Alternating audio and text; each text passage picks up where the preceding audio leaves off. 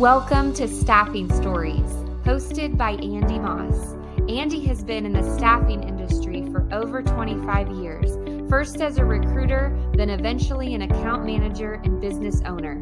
This is the podcast where we sit down with fellow staffing owners to get the real stories of the successes, the failures, and the lessons learned along the way.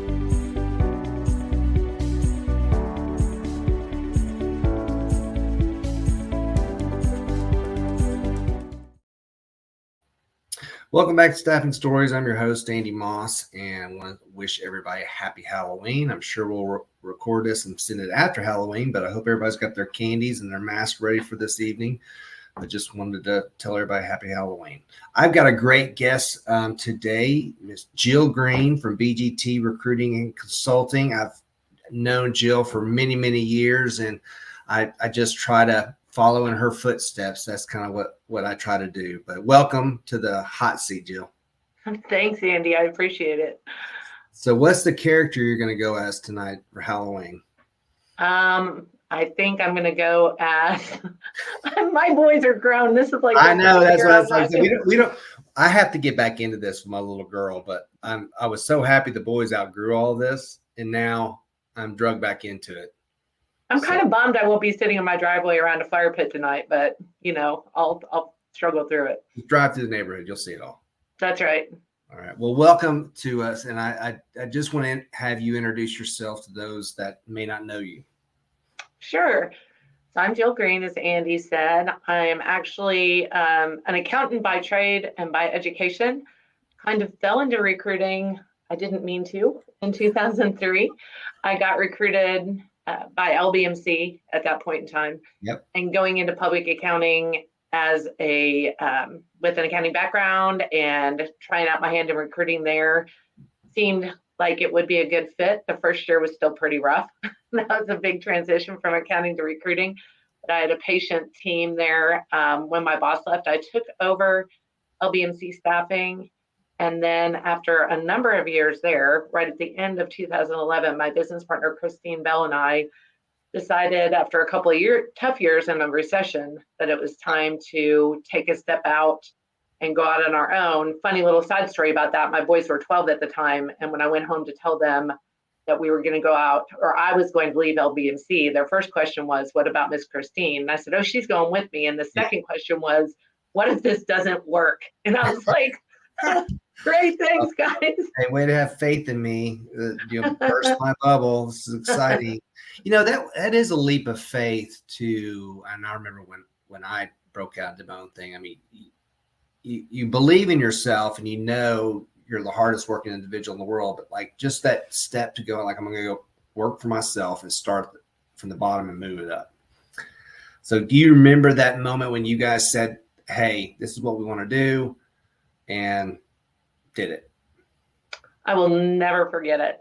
We were sitting at Christine's dining room table, and as two accountants, you can imagine we'd done a year of research and thoughtful conversations and things. We accountants don't jump into things quickly. And we were sitting at her kitchen table, and she looked at me and she said, are we doing this? And we both looked at each other and said, yes. It was actually 4 days before Christmas when we actually had the conversation at the firm, which was not a surprise. I think people were pretty supportive of that. Yeah. Still a big change, but we just dove right in. So we actually were in the office in person by January 10th, which is my birthday. That was our actual first day in the office, January 10th of 2012. And we just kind of took off. Kind of a cool story. We really bootstrapped our company. Yeah. I mean, we just went and luckily we had friends, had offered some office space, but in the middle of this, I went to my mailbox randomly, and there was a check from my aunt I'm very close to for $5,000. So we always laugh and call my aunt our angel investor, because that was what little money we had was that. But we just took off and started working. Yeah. Well, I am so glad you guys made that leap, and I know both of you. But talk about having a partner.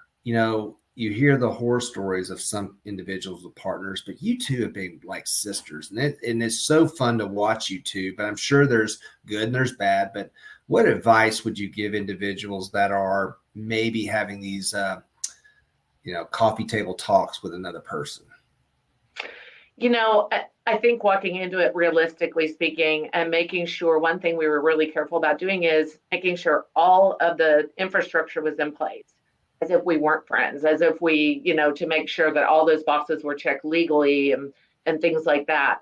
I won't lie to you, over the years it changes. It's a marriage of a different type, if you would. Yep. Christine and I have both joked that it's the best marriage we were ever in. But we, we have had, tough times financially. We've had ups and downs.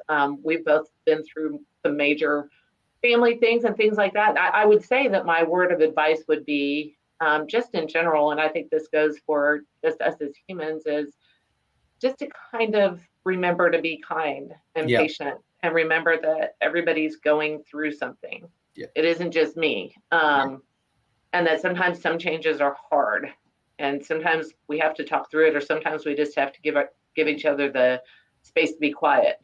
But you have to be aligned, alignment with the same goal. Now there's different ways to get to that goal, but if you're both kind of know you're paddling in the same direction, that's the number one thing for me. That is we're, we want to get from A to B.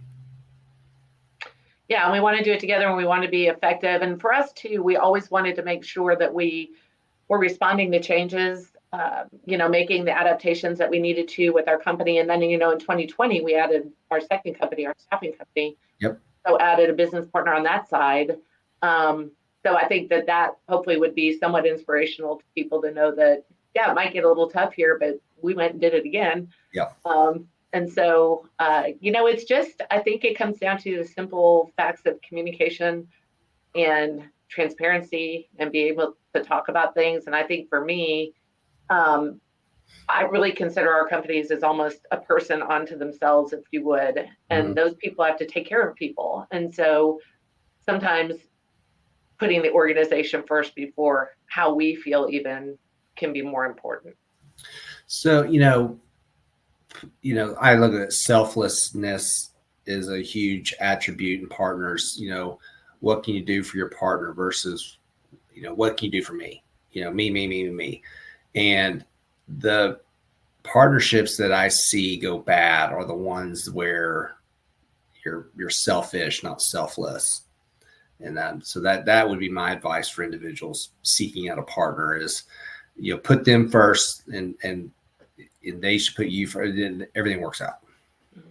So you all niched yourself because you came from the accounting world, and I'll say accounting as, let's just wrap up accounting, operational, the back office.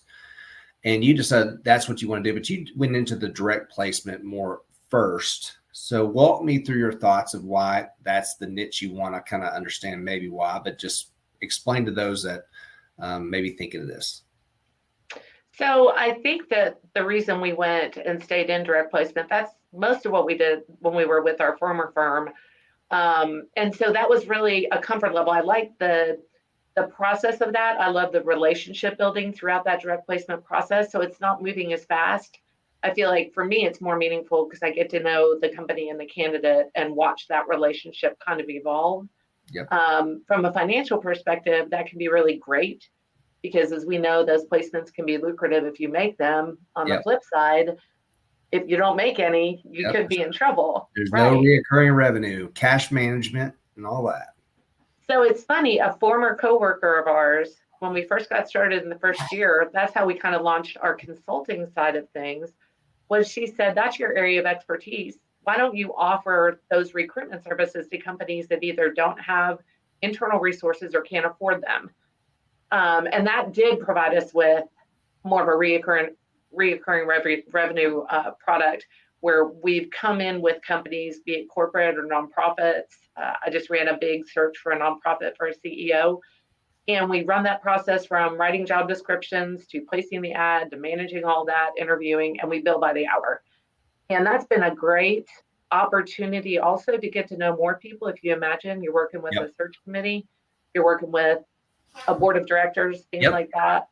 Other leaders of businesses. Yeah. And those don't come along all the time. Our main focus is in the direct placement area. But that's been a nice kind of balance. And then I think, you know, Andy, Christine, for the past number of years, has been full-time on a consulting project with Financial Executives International. So currently she and her assistant Gigi run 12 chapters across the country. So that's been, over time, we've kind of had the opportunity to grow out some other areas of our business. And, you know, talk through that, because that's a very interesting avenue. You've kind of created these industry specific groups, like, and that's where they meet. I mean, it's just, and you're kind of there in the background, and you get to hear all the problems, and we'll be happy to do some recruiting for you. So I love that. So talk us through that. Yeah, that's been a lot of fun. So when we were still at our former firm, I actually had two friends of mine from Nashville approach me who were part of the financial executive group in Nashville. And they said, would you want to work with us to establish a chapter here in Knoxville? And this FEI group is made up of members who have to be qualified members by title and by size of the company. And then also partners who come in and actually sponsors public accounting firms and investment firms and things like that. So 15 years ago, we got together kind of a networking group, and we started it. We signed a charter our first meeting. We had 21 people there willing to sign the charter. And then we started it from there. And I'm really proud of the fact that our chapter here in Knoxville has always been as kind of held up as some of the best practices. And I think that's so reflective of Knoxville as a community, because when we built that group, everybody saw the need for it. Yeah. A bunch of accountants, you wouldn't think a bunch of accountants would come together and talk as much as we all do, but we do. It's pretty funny. I mean, so we've really had to kind of adapt the group over time, but to your point, it's been great, because a lot of our business leaders here in Knoxville are our CFOs, VPs of finance, controllers, who are also overseeing operations and IT and HR. So over these years, I've had the opportunity to really get to know a lot of these folks, our partners included. We've traveled together, gone to national conferences. So that's been fun and beneficial, and just, I mean, you've got to have fun at work. And I've met a lot of new friends. So it's been a really great experience. How do you balance that with the need to recruit? Because you're a great recruiter. I mean, but that takes a lot of time and effort. Well, I have a great recruiter sitting behind me, Cecily. So I'm thankful for that very much. And it's funny that you say that, because I see myself as a recruiter as being more of a connector. Yeah. Like, I love getting to know people, but when it comes to like what you and I would picture as really cold sourcing recruiting, I'm not sure that is my strongest skill set, but connecting with people and hearing what they have to say and really trying to help them fit with the best possible company. So I think part of that is just kind of integrating all of that at once. So say, for example, when I'm at an FEI meeting and I'm talking to somebody, they might come up to me and say, I'm really good where I am, but a couple of years from now, I see this coming.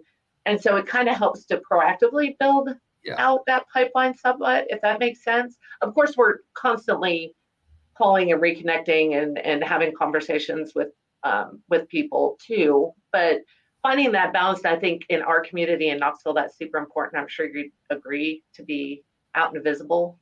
Well, I think being a connector is an awesome way to say that, but recruiting and being connected is not an 8 to 5 job. It's usually before 8, after 5. And I think if I was to tell a young recruiter or somebody in their industry, you've got to be able to spread out before working hours to be successful.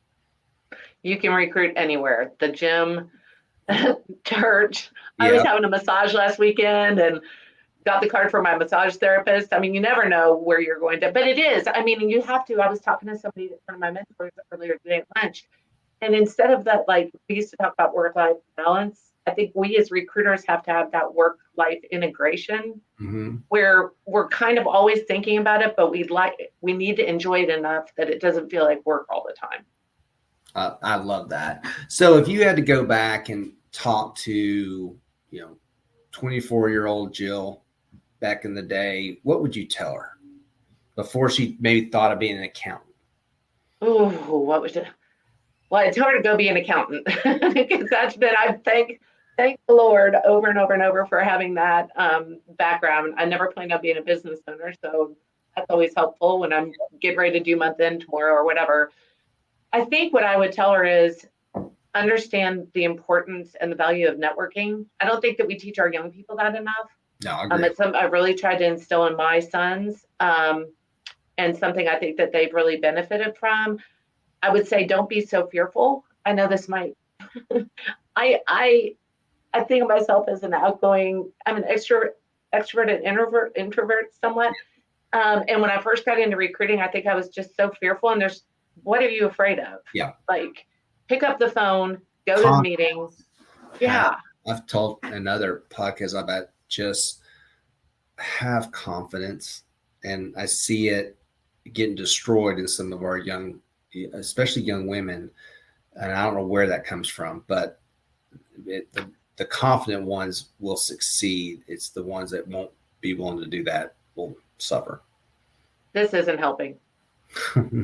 Well, it doesn't help, but it's very good for recruiting. I mean, so there's some good with that too. So, but that's another great example of what you were saying about it can't be an 8-to-5 job. Like my text messages, my emails. Now I'm very diligent about cutting off when I'm working, so to speak. Yeah. But people reach out to me, text, call, email. We have Teams. I was in Europe last month, and I kept my international plan because I didn't want to lose touch of anybody that might be getting in touch with me while I was there. Yeah. And that doesn't feel intrusive to me because I love what I do, and I don't want to miss the chance to connect with somebody. So where is a mistake that you've made in your young career that you wish you could do over again? Other than meeting me, but that's that's been one of the best parts, Andy. Yeah. Okay. Well, and I'm really gonna say this about myself. I could have worked a little bit harder. I don't think that I think I could have been a little bit more career focused. I look at my sister, who was accounting major, public accounting, and I kind of weaved my way through that a little bit more than she did. I'm very thankful I did, because I think it got me into recruiting and gave me an open mind for that. But and I think that that's what I would love to tell young people now too, is it's not going to happen overnight, and it's not going to happen without some hard work, no matter what you think at the moment. That's why I say it's called work for a reason. It's not easy. And I tell my boys every day, it's like, do something you love. I mean, obviously, but when you interview or you're talking to people about a job, interview them for things you don't like. Ask them questions like you don't like. Is this going to be behind a desk all day? Is this going to, you know what you're good at. But I really appreciate you coming on, giving us some insights to, who you are in your business. And I'm so proud of you guys. You guys have grown a great business, and I'm always here to help you all. But I always end by asking my guests if they're streaming something right now, Amazon Prime, Netflix, what's the show that you get caught up in?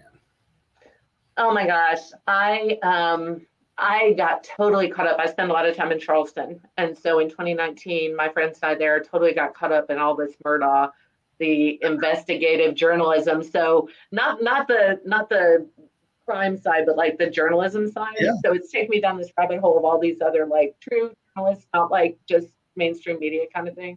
So you're a behind the scenes detective. Is that what you're saying? Yes, I am. So everybody be careful, because you never know. You're a stalker. You kind of have to be a little bit of a detective, right? Like what we do. You become great stalkers. Amen. I know. All right. Well, I'm going to let you get back to your day. But Jill, thank you so much for being on Staffing Stories, and love you guys. Thanks, Andy. Love you too. Thanks for everything. You're welcome. Okay, bye. Thanks for tuning into the episode. Staffing Stories is brought to you by 3D-IQ. We are the future of staffing sales. Our solutions are designed to supercharge your sales and 3x placements, all without ever leaving Bullhorn. Direct market, deliver talent, and drive sales with our all-in-one tool designed for the modern recruiter. Visit 3diq.com/stories to learn more. Find Staffing Stories on LinkedIn, YouTube, or wherever you listen to podcasts.